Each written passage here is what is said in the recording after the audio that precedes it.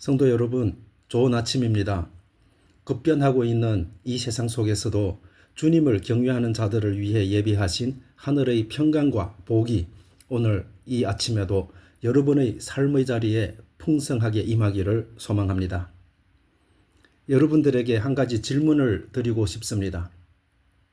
세상 사람들은 어떤 사람을 보고 참으로 복을 받았다, 이 사람은 참으로 성공한 사람이다 라고 말하고 있습니까?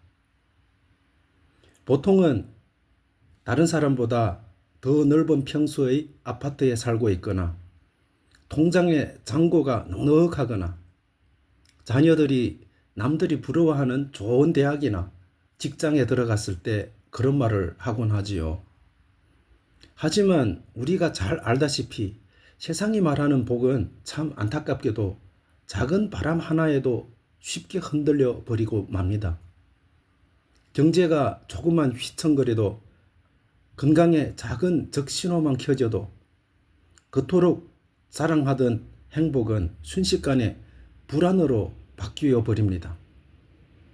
오늘 우리가 함께 묵상할 시편 112편은 세상의 조건에 정비례하는 일시적인 복이 아니라 환경과 상관없이 영원히 흔들리지 않는 진짜 복된 인생이 어떤 것인지를 명확하게 보여주고 있습니다.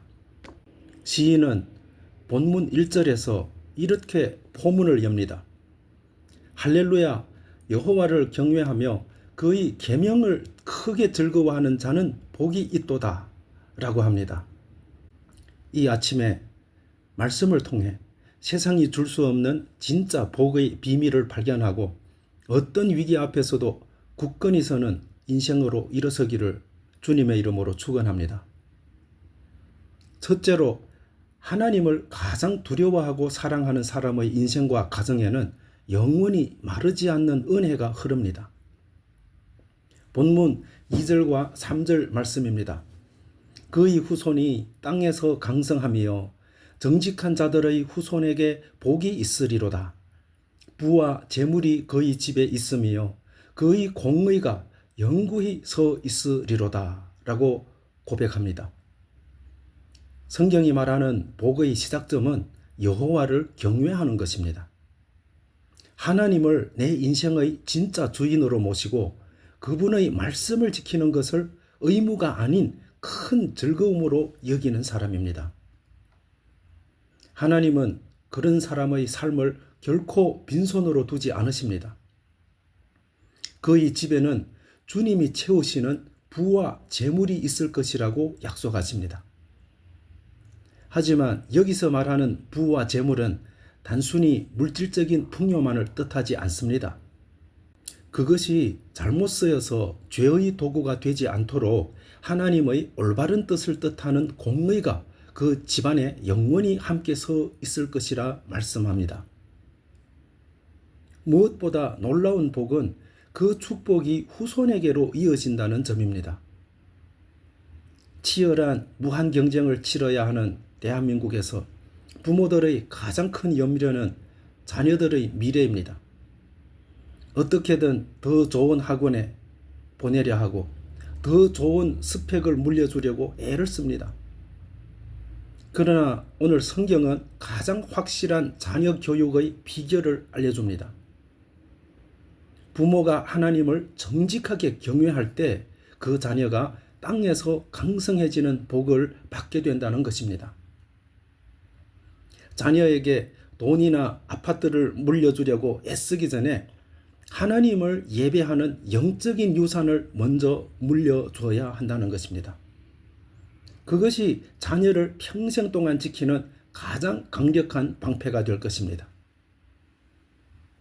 둘째로, 주님을 신뢰하는 의인은 인생의 어두운 터널을 만날지라도 결코 아주 넘어지지 않습니다. 본문 4절과 6절 말씀입니다. 정직한 자들에게는 흑암 중에 빛이 일어나나니 그는 자비롭고 긍휼이 많으며 의로운 이로다. 그는 영원히 흔들리지 아니하며 의인은 영원히 기억되리로다 라고 말씀합니다.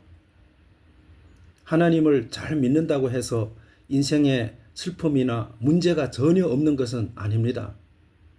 의인에게도 예기치 못한 흑암, 즉 사업의 실패나 건강의 위기나 인간관계의 아픔 같은 캄캄한 밤이 찾아옵니다. 그러나 세상 사람들과 의인의 결정적인 차이는요, 그 어두움을 대하는 결과에 있습니다. 세상은 어둠이 오면 절망하고 무너지지만 정직하게 주를 따르는 자들에게는 그 흑암 한복판에서 빛이 떠오릅니다. 하나님이 친히 빛이 되어 주셔서 갈 길을 밝히시고 그 고난을 통과할 위로와 새 힘을 공급해 주시기 때문입니다. 그래서 6절은 이렇게 선포합니다. 그는 영원히 흔들리지 아니하며. 잠시는 휘청일 수 있고 남들 눈에는 위태로워 보일 수 있습니다. 하지만 우주의 창조주이신 하나님이 그 인생의 버팀목이 되어 주시기에 결코 쓰러지지 않습니다. 지금 인생의 캄캄한 밤을 지나고 계십니까? 낙심하지 마십시오. 곧 어둠을 뚫고 솟아오를 하나님의 찬란한 구원의 빛을 기대하며 묵묵히 정직의 길을 걸어가시기를 바랍니다. 셋째로, 하나님께 인생의 닻을 내린 사람은 세상의 위협과 흉한 소문 앞에서도 두려워하지 않습니다. 본문 7절과 8절 말씀입니다. 그는 흉한 소문을 두려워하지 아니하며 여호와를 의뢰하고 그의 마음을 굳게 정하였도다. 그의 마음이 견고하여 두려워하지 아니할 것이라 라고 말씀하고 있습니다. 우리가 살아가는 세상은 늘 우리를 불안하게 만드는 흉한 소문으로 가득합니다. 경제가 곧 대공황에 빠질 거라느니, 이 직종은 곧 도태될 거라느니, 전쟁과 전염병의 위험이 도사리고 있다느니 하는 소식들이 매일 미디어를 채우고 있습니다. 이런 소문들을 들을 때마다 우리의 마음은 갈대처럼 사정없이 흔들리고 평안을 잃어버립니다. 그런데 오늘 본문에 나오는 복된 사람은 이상하게도 평안합니다. 흉한 소문을 두려워하지 않는다고 합니다. 그가 남들보다 대범하거나 가진 것이 많아서가 아닙니다. 그 비결은 바로 여호와를 의뢰하고 그의 마음을 굳게 정하였기 때문입니다. 인생의 초점을 세상의 뉴스나 사람들의 말에 두지 않고 오직 신실하신 하나님께 고정했기 때문에 마음이 빌딩의 기초처럼 견고해진 것입니다. 풍랑이 아무리 거세게 불어도 닻을 깊이 내린 배는 떠내려가지 않는 것처럼 하나님께 마음을 정한 사람은 세상이 아무리 흉흉해도 두려움에 사로잡히지 않습니다. 세상의 소리에 귀를 닫고 나를 사랑하시는 하나님의 음성에 귀를 여십시오. 그때 세상이 감당할 수 없는 담대함이 여러분의 마음에 임할 것입니다.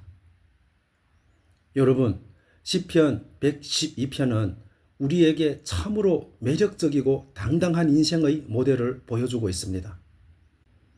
하나님을 경외함으로 삶의 풍요를 누리고 자녀에게 아름다운 믿음의 성벽을 물려주며 흑암 중에도 빛을 발하고 세상의 흉흉한 소문 앞에서도 눈 하나 깜짝하지 않는 단단한 인생입니다.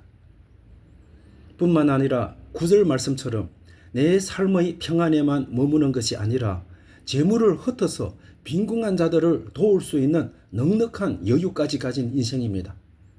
이것이 바로 하나님이 당신의 자녀인 여러분에게 주시기를 원하시는 진짜 복입니다. 오늘 하루 내 힘으로 내 미래를 보장하려던 조급함을 내려놓읍시다. 오직 여호와를 신뢰함으로 마음을 굳게 정하십시오. 그리하여 세상의 어떤 파도 앞에서도 영원히 흔들리지 않는 견고하고 복된 인생이 다 되시기를 주님의 이름으로 축원합니다. 함께 기도하겠습니다. 우리의 영원한 피난처이시며 견고한 바위가 되시는 아바 하나님 아버지, 감사합니다. 하루가 다르게 변하고 흉흉한 소식이 가득한 세상 속에서 오늘 말씀을 통해 우리가 어디에 마음의 닻을 내려야 하는지 깨닫게 하시니 참으로 감사합니다. 아버지, 세상의 헛된 조건과 물질의 마음을 빼앗겨 작은 바람에도 안절부절 못했던 우리의 연약함을 용서하여 주옵소서. 이제는 오직 여호와를 경외하며 주의 말씀을 가장 큰 즐거움으로 삼는 자들이 되게 하옵소서. 그리하여 우리의 삶뿐만 아니라 사랑하는 우리의 자녀들의 앞길까지 주님이 책임지시는 강성한 축복을 보게 하옵소서. 인생의 캄캄한 흑암을 지나며 눈물 흘리는 성도들이 있습니까? 낙심하지 않게 하시고 어둠 속에서 마침내 솟아오를 주님의 구원의 빛을 바라보게 하옵소서. 세상의 불안한 경제 뉴스나 흉한 소문 앞에서도 마음을 오직 주님께 굳게 정하게 하사 영원히 흔들리지 않는 하늘의 평강을 누리게 하옵소서. 오늘 하루 주님이 주신 은혜와 평안을 나 혼자만 누리는 것이 아니라 주위의 연약한 이웃들에게 넉넉히 나누어주는 배품의 삶을 살게 하옵소서. 우리를 영원토록 견고하게 붙드시는 예수 그리스도의 이름으로 기도드립니다. 아멘.